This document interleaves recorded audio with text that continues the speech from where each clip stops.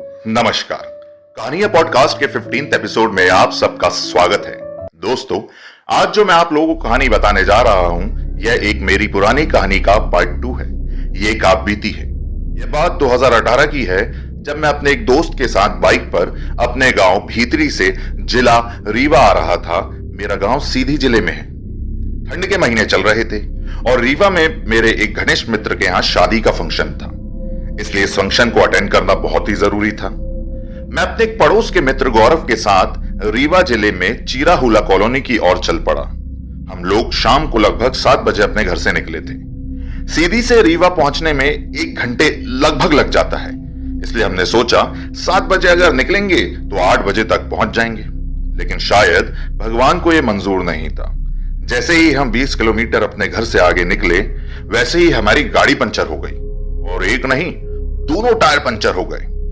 अब आसपास दूर दूर तक कोई भी पंचर बनाने वाली दुकान नहीं थी। तब वहां पर एक राहगीर ने बताया कि यहां से 2 किलोमीटर आगे एक पंचर की दुकान है, वहां पर आपकी गाड़ी का पंचर बन जाएगा। तो मैं और मेरा दोस्त गौरव गाड़ी को पैदल ढड़काते हुए पंचर बनाने वाली दुकान पे करीब 8:30 बजे पहुंचे। पंचर बनाने में लगभग आधा घंटा लग गया, क्योंकि उस दुकान में साइकिल के पंचर ज्यादा बनाए जाते थे और इमरजेंसी में वह मोटरसाइकिल के पंचर भी बनाते थे। इसलिए उसके पास मोटरसाइकिल के पंचर बनाने के उपयुक्त साधन मौजूद नहीं थे, जिसकी वजह से पंचर बनाने में लगभग आधा घंटा लग गया। लगभग 9 बजे रात हम लोग पंचर वाले की दुकान से रीवा की ओर प्रस्थान किए। रीवा पहुंचने के पहले एक घाटी पड़ती है। इसे वहां के लोग मुहानिया घाटी के नाम से जानते हैं। मुहानिया घाटी में बहुत ही डरावने मोड़ है। यह एक प्रकार का घना जंगल है और यह घाटी एक छोटे से पहाड़ पर है, और उस घाटी में उतरते ही लगभग 5 किलोमीटर तक पथरीली बंजर भूमि है। यहां दूर दूर तक कोई भी इंसान मौजूद नहीं है। इस घाटी में आए दिन कोई ना कोई अपराध होते रहते हैं। इस घाटी की कहानियां रीवा और सीधी दोनों में ही कुख्यात है। हम लोग जब मुहानिया घाटी पहुंचे तो 9:30 बज रहे थे। हम लोग डरे हुए थे, इसलिए हम लोग गाड़ी को काफी रफ्तार से भगा रहे थे। तब भी हमारे पीछे कोई गाड़ी आती थी तो हम डर जाते थे कि कहीं इसमें लुटेरे ना हो। मुहानिया घाटी उतरते ही जैसे ही हम लोग उस बंजर, पथरीली और सुनसान रास्ते से निकलने लगे, तभी दोबारा हमारी गाड़ी पंचर हो गई। अब हमारे होश उड़ चुके थे। हम लोगों को लगा कि ये कहीं डकैतों की कोई साजिश तो नहीं। डकैतों ने ही सड़क में जानबूझ के कीलें फीकी होंगी। हमने कुछ दूर पंचर गाड़ी ही चलाई, लेकिन बाद में हमारी गाड़ी भी जवाब दे गई। अब हमारे पास कोई भी रास्ता नहीं रह गया। वहां से जो भी गाड़ी निकलती, उसे देखकर हमारा दिल जोर जोर से धड़कने लगता था। फिर भी हिम्मत करके हम उन गाड़ियों को हाथ देते और आवाज लगाते, लेकिन शायद वह भी डरे हुए थे, इसलिए वह गाड़ियां नहीं रोक रहे थे। अब हम लोग गाड़ी को वहीं पर छोड़कर पैदल ही रीवा की ओर चलने लगे, इस आशा में कि शायद कोई हमें मददगार मिल जाए और इस मुश्किल घड़ी से हमें निकाल ले। अगर कभी आप भी इस जगह पर आएंगे तो आप देखकर जान जाएंगे कि कितनी डरावनी जगह है। यहां पर हर तरफ की जगह पथरीली और बंजर है। सिर्फ कुछ कांटेदार पेड़ लगे हुए हैं, वो भी काफी दूर दूर है। मैं और मेरा दोस्त डरे हुए पैदल रीवा जिले की ओर जाने वाले रास्ते की ओर चल दिए।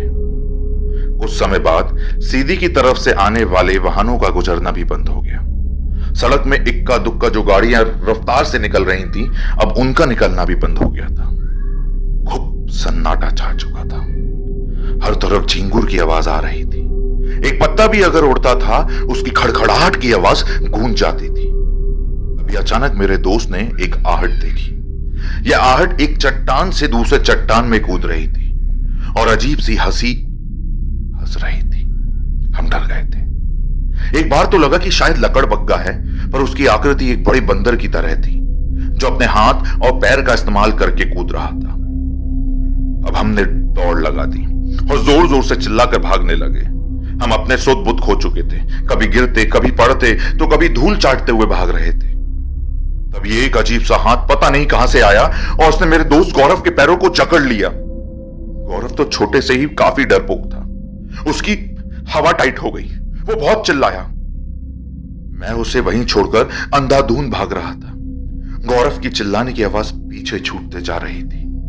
उसके चिल्लाने की आवाज के साथ 2-3 लोगों की हंसने की आवाज भी आ रही थी, और यह आवाज इंसानी नहीं बल्कि राक्षस की लग रही थी। पसीने से मेरे पूरे कपड़े गीले हो चुके थे। अचानक ठंड के मौसम में हल्की हल्की बूंदाबांदी होने लगी। मध्यम मध्यम हवा चल रही थी। क्योंकि मेरे कपड़े पसीने से भीग चुके थे, बारिश और हवा की वजह से मुझे ठंड भी लग रही थी। मेरे से अब दौड़ा नहीं जा रहा था। मैं हार मान चुका था। अचानक किसी ने मेरे पैर को पकड़ा और मुझे जोर से जमीन में पटक दिया। मेरी आंखें बंद हो रही थी। बंद होते होते मैंने उस अजीब से प्राणी को देखा। उसकी आंखें लाल थी, दांत बाहर निकले हुए थे, बड़े बड़े बाल थे, शरीर एकदम लाल चमक रहा था। उसकी आंखों से खून उतर रहा था।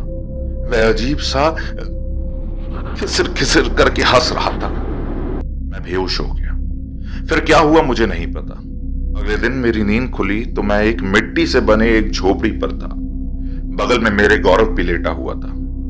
हम एक झटके से उठे तो देखा हमारे सामने एक बाबा बैठे थे। ये बाबा बद्रीनाथ शुक्ला जी थे। बाबा बद्रीनाथ मुहानिया घाटी में दूर बने एक छोटे से मंदिर के पुजारी हैं। वे हर रात मुहानिया घाटी में घूमते हैं और भूत प्रेत के चक्कर में फंसे लोगों को उनके फंदों से आजाद कराते हैं। बाबा अपने साथ एक छोटा सा कलश रखते हैं जिसमें वह राक्षसी और शैतानी प्रवृत्ति वाले भूत प्रेतों को कैद कर लेते हैं। उन्होंने बताया कि मैं और मेरा दोस्त गौरव एक ऐसे शैतान के चक्कर में फंस गए थे जो जिन का भी बाप था। अकबर के जमाने में कई फकीर उसे काबू करना चाहते थे लेकिन कर नहीं पाए।